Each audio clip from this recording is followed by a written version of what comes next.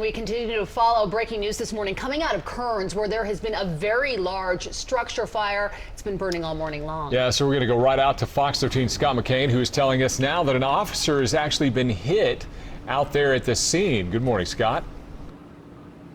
Yeah, good morning, guys. We'll get to that in just a second, but Benjamin Orton from Unified Fire joining us to kind of give us the latest on the fire, which led up to the other incident. But man, what a morning. You guys have been out here since before 4 a.m.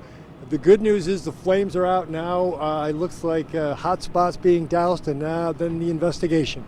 Yeah, so we're in the mop-up phase right now. We have crews that just went in for their primary search. They're going to go in, they're going to check it out. They're going to go and they're going to cool those hot spots, and then we're going to be able to send our investigators in.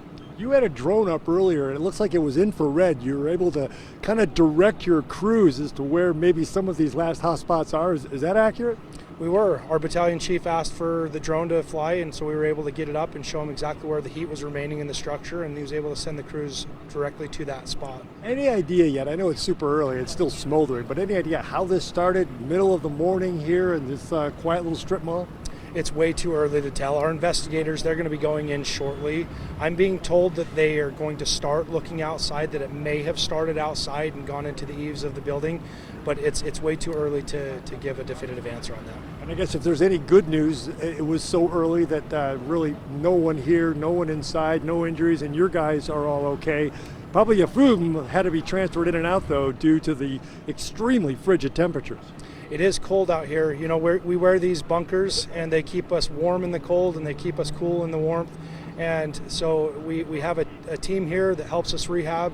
So they have been working in good cycles. But we just switched out crews, and we have fresh bodies here, and we're ready to keep going. And one last thing here, with all that water and these cold temperatures, the danger for ice on the road, but it sounds like you have been working with UDOT, getting a lot of salt and sand on the road, try to mitigate that as well.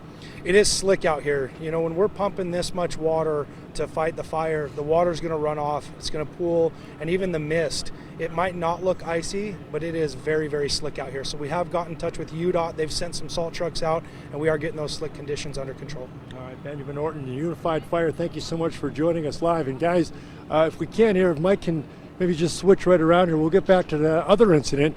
Because traffic has been closed off here on 5400 South, there was a barricade and kind of a directive to get folks to stay away from here.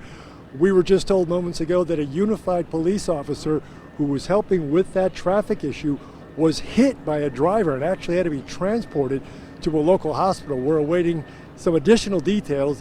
It appears as though the injuries aren't real significant, but it was enough where this officer was apparently transported to a local hospital. So again, a reminder for drivers, when you come upon a scene like this, you see flashing lights, you gotta slow down. We again don't know the circumstances as to what led up to this officer being hit, but a fairly serious situation, adding on to the fact that this strip mall is now a complete loss due to this huge fire this morning. So we'll continue to monitor all of this here and check in with you guys a little later. But for now, we're live in Kearns.